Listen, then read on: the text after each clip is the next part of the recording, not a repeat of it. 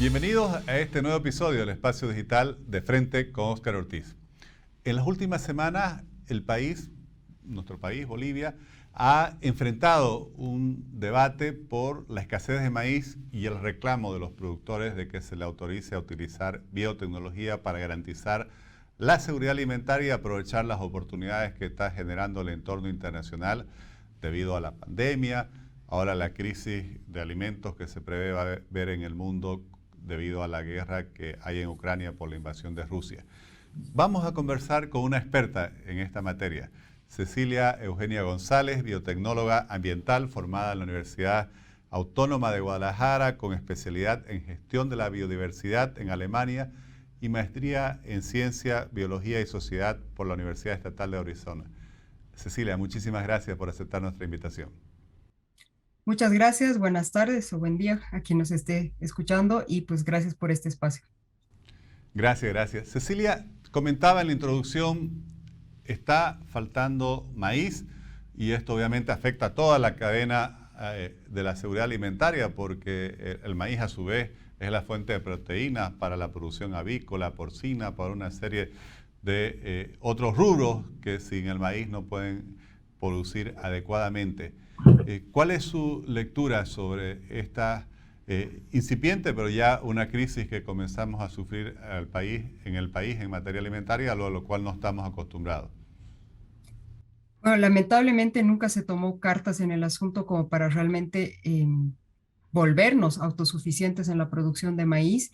Y aquí siempre hay que aclarar y recordar que no es el maíz, el choclo que nos comemos en los platos, en un plato paceño, en una quesumacha, sino es este maíz grano amarillo que es el que va a alimentar a los pollos, a los cerdos y que obviamente tenemos otros productos derivados.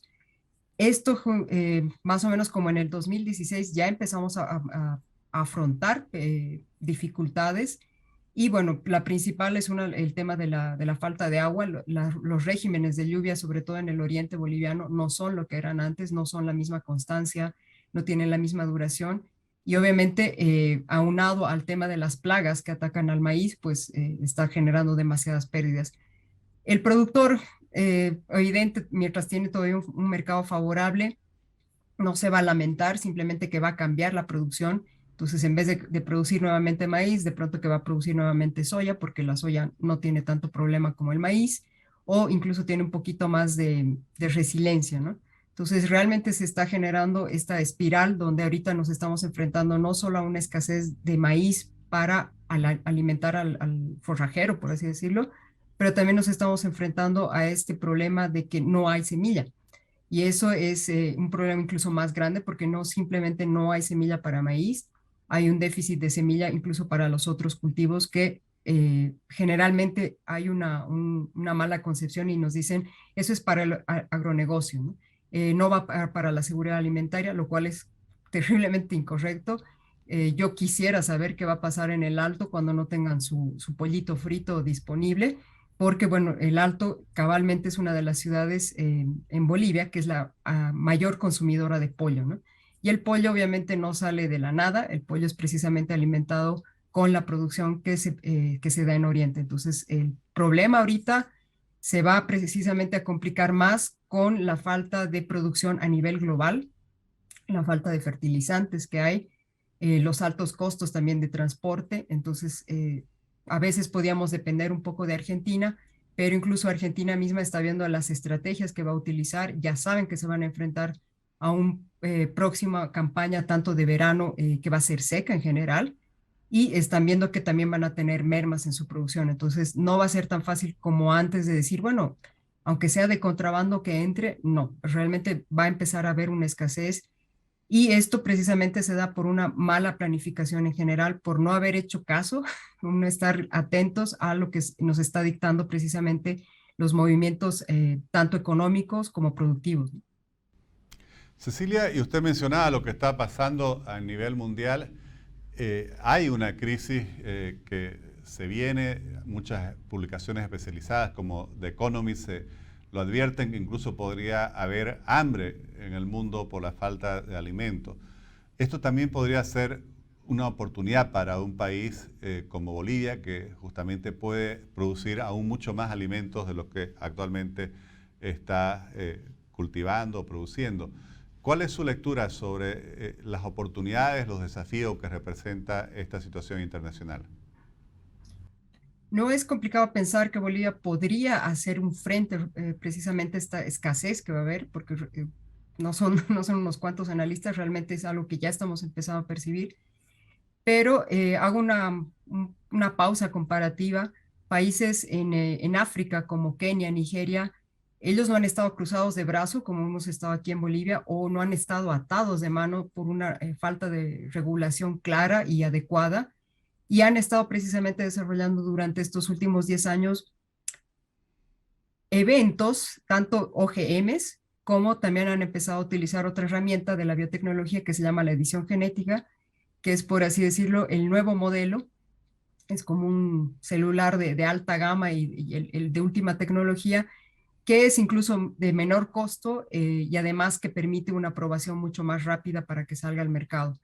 Entonces, estos países nos están reflejando y nos están mostrando que es factible precisamente prevenir muchas de estas cosas, porque esto de que va a haber una régimen de sequías o en ciertas zonas va a haber inundaciones, no es algo que fuera oscuro o ciencia o magia, sino es que ya se pudo precisamente modelar.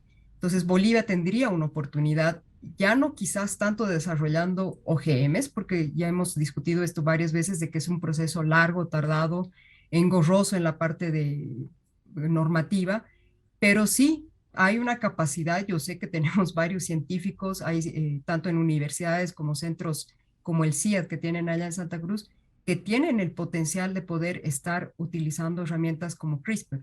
Lo que falta es mucho la voluntad política y también la inversión, que en este caso ideal que sea privada, para que estos eventos ya desarrollados con edición genética puedan ver luz.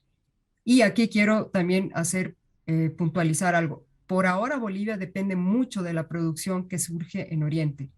Y yo siempre me pregunto, ¿y qué pasa con nuestras partes, nuestros valles altos, incluso en el altiplano? Muchas personas piensan que el altiplano ya no es productivo.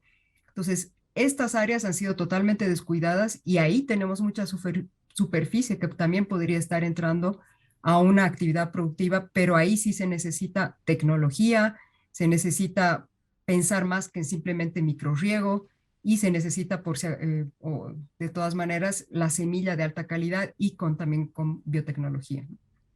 Lo que usted menciona es muy interesante porque si con biotecnología se pudiera habilitar todas las nuevas áreas, no las nuevas, estas áreas productivas del altiplano, de los valles, obviamente se estaría contribuyendo no solo a seguridad alimentaria, sino también a generar mucho movimiento económico que generaría fuentes de empleo, que garantizaría un mejor nivel de vida para la población, que además de estas zonas tiene altos niveles de pobreza. Correcto, es lamentable que siempre se le eche la culpa a Santa Cruz, por ejemplo, de por qué no están produciendo trigo.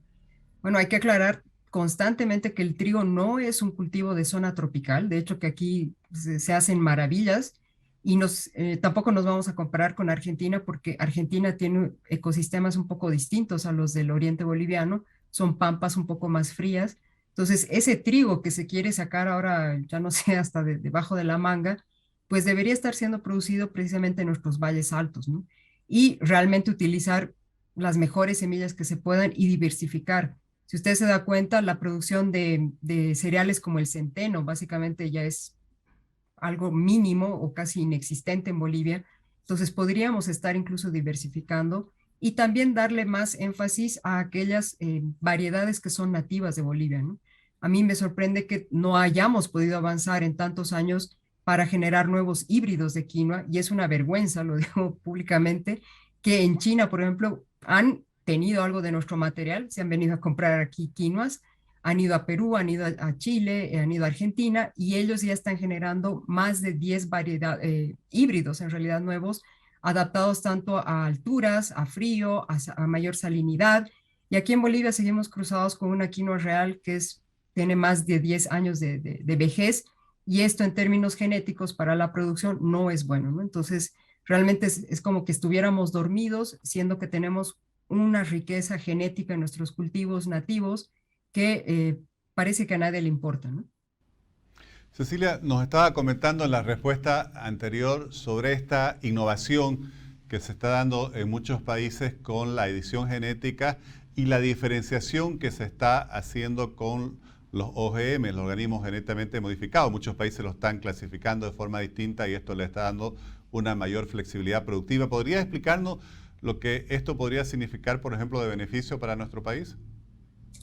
Claro, la principal ventaja de la edición genética, como digo, es la herramienta ya más tope que está ahorita manejando la biotecnología, es que no hay un uso de genes foráneos, ¿no? Simplemente uno ya conoce el genoma, es decir, conoce todo el código genético, ya, llámese de la papa, llámese de la quinoa, y ahí ellos ya pueden determinar, hace uno un modelamiento, aquí sí entra en juego mucho lo que es la bioinformática, y puede ir determinando dónde, por ejemplo, le puedo aumentar la resistencia a la sequía, por ejemplo, a las épocas de sequía, e incluso hay muchos eventos que en Japón, por ejemplo, ya han desarrollado un arroz que es capaz de resistir el ataque de una plaga, ¿no? De un hongo. En Colombia, junto con la cooperación de Estados Unidos y el Centro Internacional del Arroz en Filipinas, han desarrollado también precisamente un arroz que resiste el ataque de una bacteria, que es una plaga para el arroz, a través de CRISPR, que es la principal herramienta de edición genética. Entonces, esto realmente nos abre las puertas a muchas cosas y la principal diferencia es que, como le digo, no estamos añadiendo un gen foráneo de afuera, y por lo mismo se simula lo que hace la naturaleza de manera constante, ¿no? En cualquier campo de cultivo hay estos cambios genéticos y se producen mutaciones, delecciones, etcétera, que lo mismo se está haciendo ahora en laboratorio. Por eso es que esto no pasa un proceso tan largo, ¿no?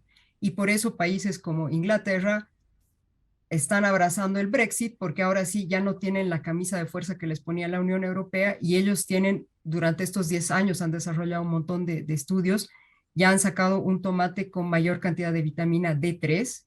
Aquí quiero ser muy enfática porque la vitamina D3 generalmente la tenemos que generar a través de exponernos al sol o a veces en pastillas y no siempre es lo mismo. Entonces imagínense, ahora puede comer un tomate y tener aparte su vitamina D3, que es buena siempre para el sistema para defendernos de las enfermedades, pero además tiene un trigo con mayor contenido de proteína, que también tiene una resistencia a la sequía. Y todo esto con edición genética están dando las aprobaciones porque, claro, con esta presión mundial que estamos viviendo, van a empezar a producir ese tipo de alimentos. Cecilia, un reciente artículo que usted publicó en el portal público.voz, usted justamente lo titula diciendo la biotecnología en el agro no sucede de inmediato y describe ahí de forma muy interesante y didáctica en realidad lo largo que es este proceso y mientras más demoremos en iniciarlo, obviamente estamos postergando algo necesario para nuestra producción. ¿Podría explicarnos, por favor, justamente todo el proceso, el procedimiento que se sigue para incorporar los eventos en la producción a fin de garantizar la seguridad de los alimentos? Claro, aquí siempre hay que partir del hecho de que es un evento, ¿no? Y a veces a mí me cuesta explicarlo técnicamente, pero se me ocurrió la analogía. Un evento es muy similar a una aplicación que uno añade al celular, y en este caso el celular va a ser un cultivo. Los cultivos tienen muchas variedades, es decir, yo puedo tener un Samsung, un iPhone, un, no sé, Poco, lo que usted quiera, pero el evento va a poder ser instalado en cualquiera de estas variedades de celular.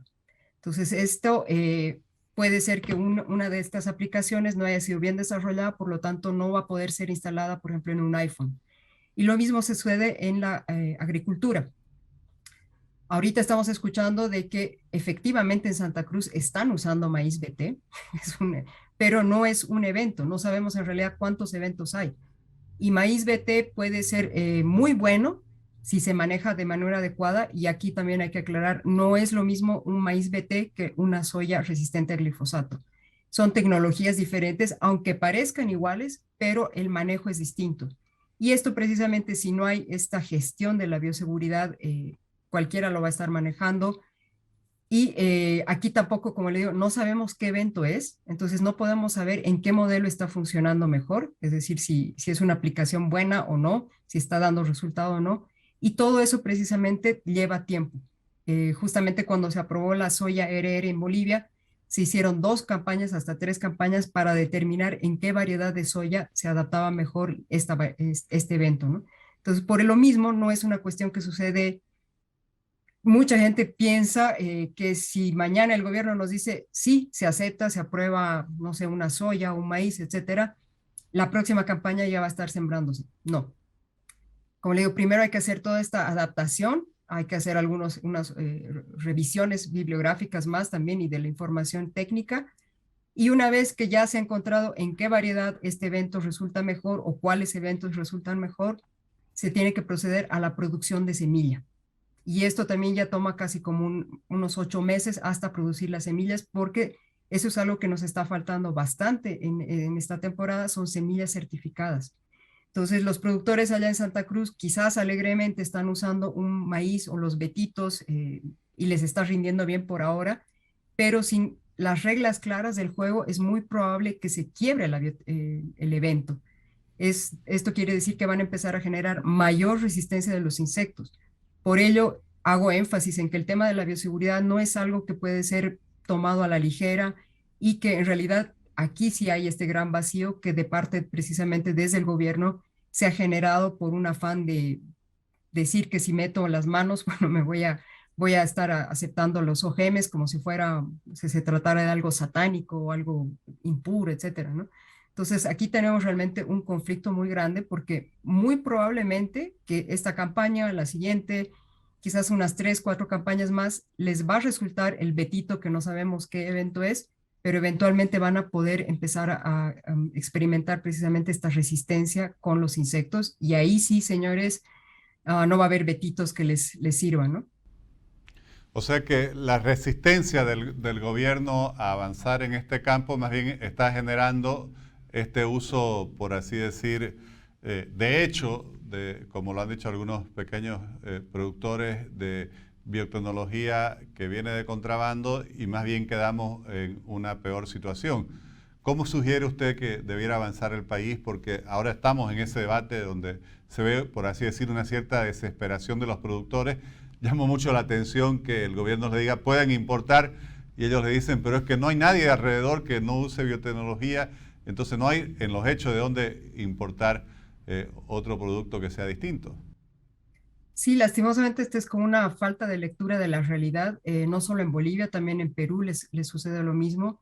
Están usando betitos, están usando soya herere, nos compran soya resistente a glifosato de Bolivia, muy a pesar de que allá incluso tienen una moratoria que la han extendido, ¿no? Entonces, el gobierno muchas veces, y esto lo hablo en general, no solo en Bolivia, también pasa en Perú, comete este grave error de no mirar la lectura de lo que está pasando y puede generarse esta problemática, como le digo. La soya resistente a glifosato obviamente está generando ya una resistencia a las malezas, pero esto porque no tenemos otros eventos, ¿no? Y se cree que simplemente con un evento hubiera sido ideal. Si usted observa tanto Brasil, Paraguay, Argentina, Uruguay, etcétera, ellos rotan. Entonces no simplemente tienen una soya resistente a glifosato, tienen una soya resistente a otro glufosinato o incluso resistencia a glifosato, hay más de 5 eventos. Entonces ellos van rotando eventos y precisamente en esta rotación es donde se evita precisamente generar resistencia tanto en insectos como en malezas, ¿no? Entonces el gobierno ahorita lo que nosotros venimos aconsejando hace por lo menos unos 5 años es que sí o sí ya tiene que armar el marco nacional de bioseguridad. Y esto quiere decir que es toda una estructura donde no es simplemente largar una ley, largar una normativa, sino es que tiene que decir, ok, ¿quién administra? ¿Quién está en juego acá? La aduana misma entra en juego acá, SENASAG, INIAF entran en juego, universidades entran en juego acá, pero nunca se ha articulado todo este panorama precisamente para generar lo que se llama la gestión del riesgo, porque aquí precisamente lo que queremos evitar es ese riesgo donde la tecnología ya no sirva. Y ahí sí vamos a estar en aprietos porque se nos vienen más plagas, se nos vienen más sequías y no estamos preparados lastimosamente. Cecilia, le agradezco muchísimo, realmente una explicación muy interesante y además la felicito por el trabajo que usted realiza de buscar una especie de promoción pedagógica de la necesidad que que tiene el país de desarrollar estas biotecnologías, enfrentar el debate, adoptar las medidas de seguridad necesarias, pero obviamente avanzar en algo que por un lado va a generar seguridad alimentaria, pero por otro lado va a generar fuentes de empleo y prosperidad. Le agradezco mucho. Muchísimas gracias. Gracias.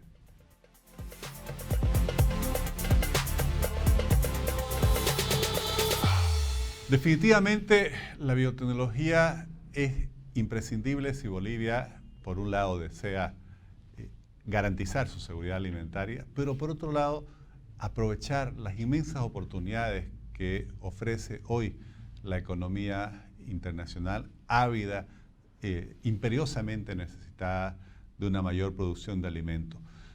La crisis que ha provocado la pandemia, la crisis alimentaria que ya está provocando y que algunos llegan a denominar incluso el hambre que va a provocar el conflicto provocado con la guerra en Ucrania por la invasión de Rusia, va a generar la búsqueda de nuevos proveedores y productores de alimentos, y nosotros en Bolivia tenemos esa capacidad. Me pareció muy valiosa la explicación que da la experta Cecilia González sobre el inmenso impacto positivo que podría tener el desarrollo y la aplicación de biotecnología en la producción de alimentos en los valles altos y el altiplano boliviano, donde hay mucha población de muy limitados ingresos y que podrían tener una mejora en sus condiciones de vida notable si se reactivara esa producción de alimentos que existía en el pasado. Creo que este es un debate que no se lo puede seguir rehuyendo, que hay que enfrentarlo, adoptar los procedimientos, las medidas que establecen los estándares internacionales, pero aprender de países como Argentina, Brasil, Uruguay y Paraguay al lado nuestro, que la están utilizando y que han crecido mucho gracias a ellos. Les agradezco por habernos acompañado en este nuevo episodio del Espacio Digital de Frente con Óscar Ortiz.